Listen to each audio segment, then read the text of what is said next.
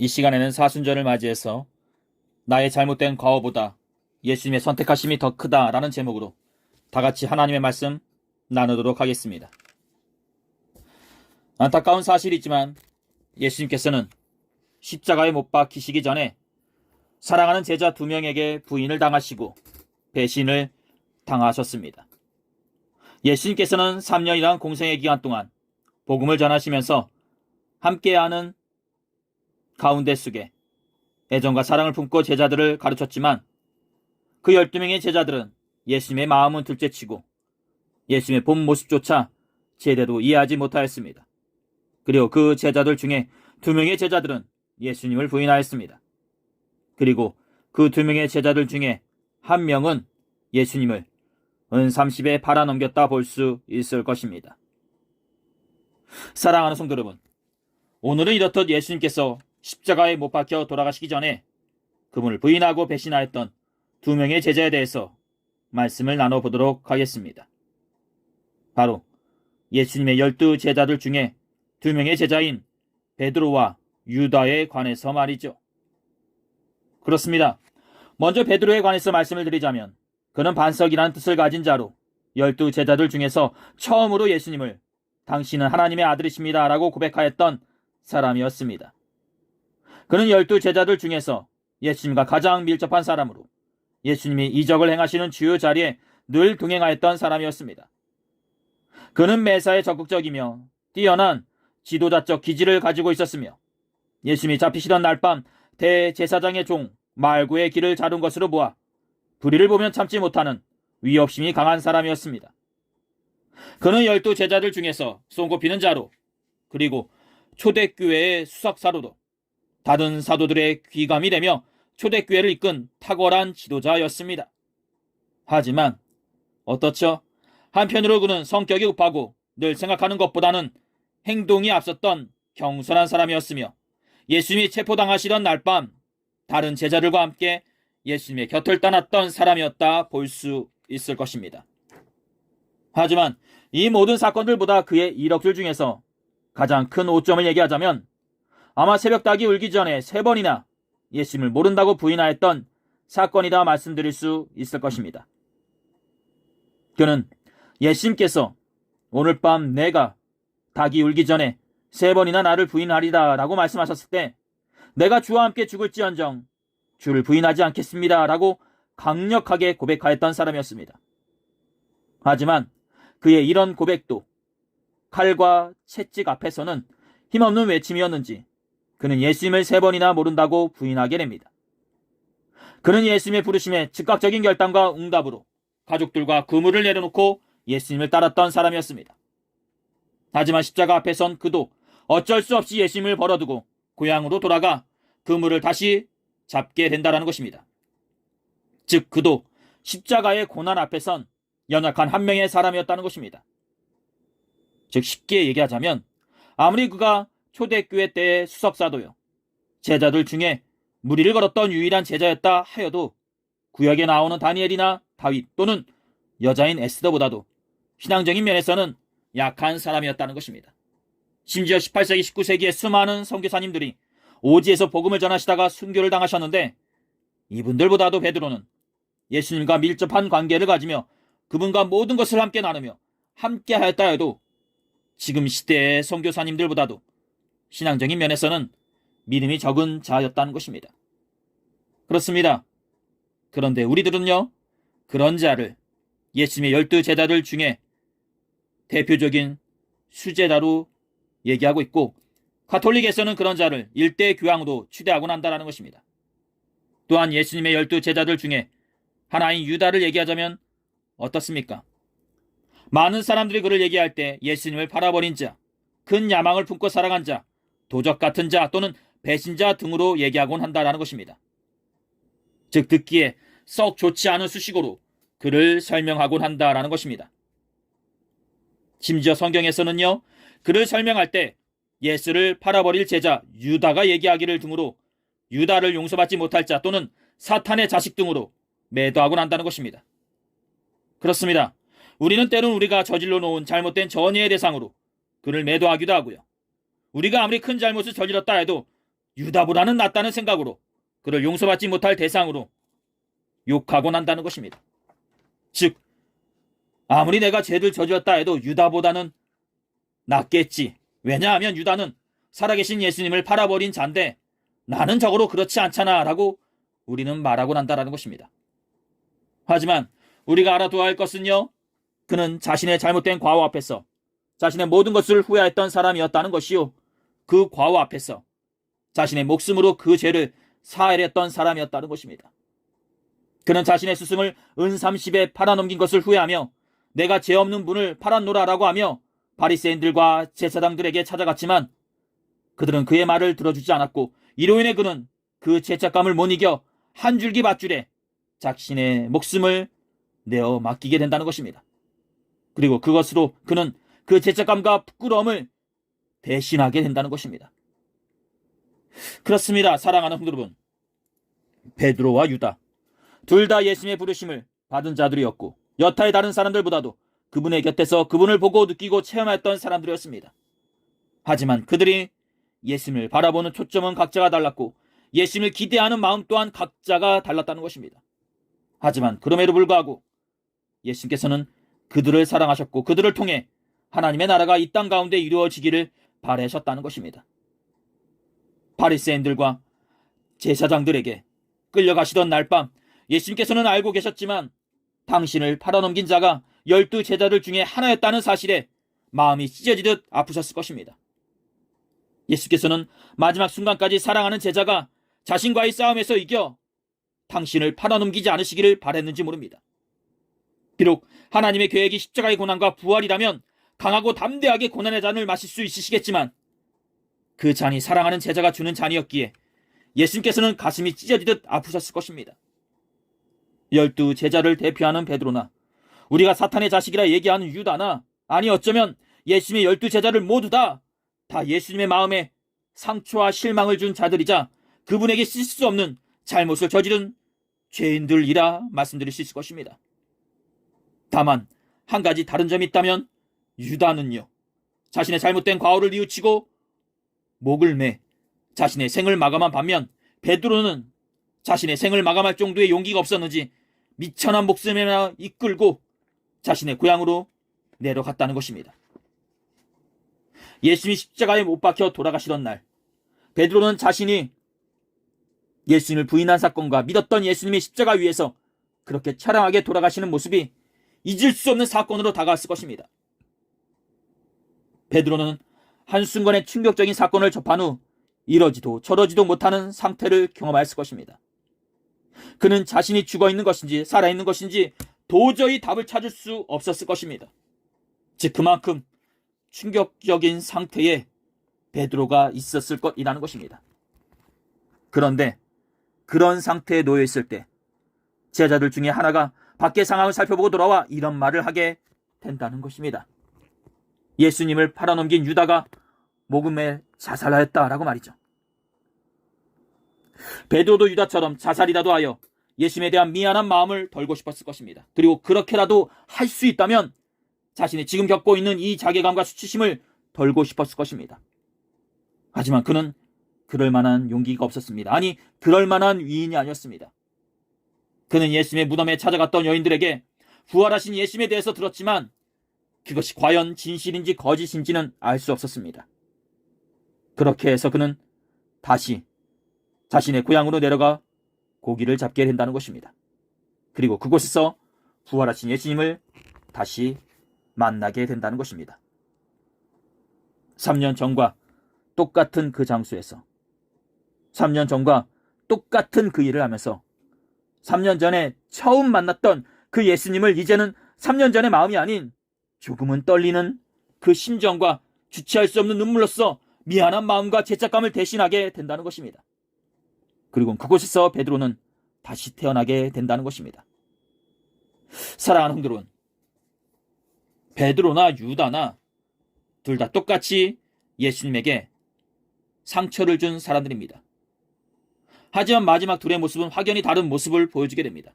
즉, 한 명은 자신에게 다가오는 죄책감, 수치심, 자괴감에 목숨을 걸었지만 한 명은 부활하신 예수님을 체험함으로써 복음의 사도로서 다시 태어나게 된다는 것입니다. 그러므로 초대교회를 이끈 탁월한 지도자로서 쓰임을 받게 된다는 것입니다. 시간이 흐른 뒤에 베드로는 예수님의 뒤를 따라 십자가에 못 박혀 순교하게 됩니다. 그것도 거꾸로 매달려서 말이죠. 그렇습니다. 만약 그날 밤 유다가 자살하지 않고 베드로처럼 자신의 고향으로 돌아가 지난 날을 뉘우치다가 부활하신 예수님을 다시 만났다면 어떻게 되었을까 싶습니다. 진정 그가 은 30에 자신의 스승을 팔아넘긴 것에 죄책감을 끌어안고 고향으로 돌아갔더라면 그 다음부터의 그의 삶은 과연 어떻게 전개되었을까 싶습니다. 만약 그가 죄책감의 목숨을 버리지 않고 하나님의 은혜를 바라며 참된 회개의 고백으로 나아갔더라면 그의 인생은 과연 어떻게 되었을까 싶습니다. 그렇습니다. 그도 자살을 선택하기보다 베드로처럼 고향으로 돌아가 자신의 잘못을 뉘우치며 살았더라면 아마 그도 베드로처럼 후일에 대단한 선교사가 되지 않았을까 싶습니다. 그리고 나중에는 베드로처럼 그도 순교자로서 그 생을 마감하지 않았을까 싶습니다. 왜냐? 예수님께서 베드로를 용서하셨던 것처럼 유다도 용서하였을 것이요. 예수께서는 우리를 심판하시고 정죄하시기 위해 오신 분이 아니라 우리를 사랑하시기 위해 오신 분이었기 때문입니다. 즉 어떻게 보면 유다에게 배신자 사탄의 자식 스승을 팔아버린 자라는 이름을 얻게 해준 것은 그의 잘못된 과거보다 자신의 내면 속에 숨쉬고 있는 죄책감, 자괴감, 수치심, 미안함, 부끄러움이었다라는 것입니다. 즉 자신이 은 30의 예수님을 팔아버린 그 선택보다 자신의 내면에 숨쉬고 있던 죄책감, 자괴감, 수치심, 미안함, 부끄러움 등이 그를 죽음으로 내몰았고 또한 그것이 그를 지금의 배신자 사탄의 자식이라는 이름을 얻게 해준 결과라는 것입니다. 그렇습니다. 그가 부활하신 예수님을 경험하지 못하고 예수님과의 단절을 고한 사건은 그가 극단적인 결단을 한 그 순간부터였습니다. 즉 그가 미안한 마음에 자살을 선택한 그 순간 그는 예수님에게 멀어지게 되었다는 것입니다. 그렇습니다. 만약 그가 죽음을 선택하지 않고 살아만 있었더라면, 그러다 부활하신 예수님을 만났더라면 그는 예수님과 멀어졌던 그 거리가 한순간에 좁혀졌을 것이요, 더 이상 사탄의 자식이 아닌 예수님의 12 제자들 중에 가장 뛰어난 제자로서 거듭났었을 거리라는 것입니다. 사랑하는 성도 여러분, 그렇습니다. 이렇듯 현재 우리도 이 세상을 살아가면서 우리의 신앙을 저해시키고 우리의 믿음을 시험하는 것은 우리와 다른 종교단체도 아니요, 우리에게 시시때때로 다가오는 세상적인 유혹도 아니라는 것입니다. 물론 이런 모든 것들이 조금이라도 단 1%로 우리를 위협하거나 흔들리지 않는다면 그것은 거짓말일 것입니다. 하지만 그런 것을 얘기하는 것이 아니라 진정 우리에게 신앙에 해를 주는 것은 그런 것들보다 우리 자신에 숨어있는 죄책감, 미안함, 부끄러움 등이라는 것입니다. 즉 우리가 만들어 놓은 것들이 예수님과 멀어지게 하는 것이 아니라 그것을 바라보는 우리의 마음과 그런 것을 취한 것에 대한 죄책감, 수치심, 두려움, 미안함 등이 우리를 더욱더 예수님과 멀어지게 한다는 것입니다. 그리고 또한 이런 내면에서 우러나오는 잘못된 사고와 판단이 우리의 신앙과 믿음을 시험한다는 것입니다. 남자아이들을 키우신 어머님들은 아시겠지만 저 또한 어릴 때 사고를 많이 쳤다 볼 수 있을 것입니다. 지금이야 그렇지 않지만 제가 어릴 때만 해도요, 온 동네가 놀이터였고요, 온 동네가 운동장이었다 볼 수 있을 것입니다. 한 번은 동네 아이들과 야구를 하다가요, 그 야구공이 집 유리창을 깨트린 적이 있었는데 다행인 것은요, 그 집이 우리 집이었다는 것이요, 또한 그 타이밍에 어머님이 집에 계시지 않았다는 것입니다. 이는 저에게는 한시름을 돌릴 수 있는 시간을 주었지만 그로 인해 저는 어머님이 올 때까지 수많은 그런 상념과 걱정 가운데 있었다 볼 수 있을 것입니다. 어머님이 오시면 뭐라고 말해야 할지, 내가 잘못한 것은 맞는데 어머니가 이것으로 회초를 드시진 않을까? 아니면 이게 얼마냐 하면서 야단을 치시진 않으실까 하면서 1분 단 몇 초까지도 고민과 근심 가운데 보내고 있었습니다.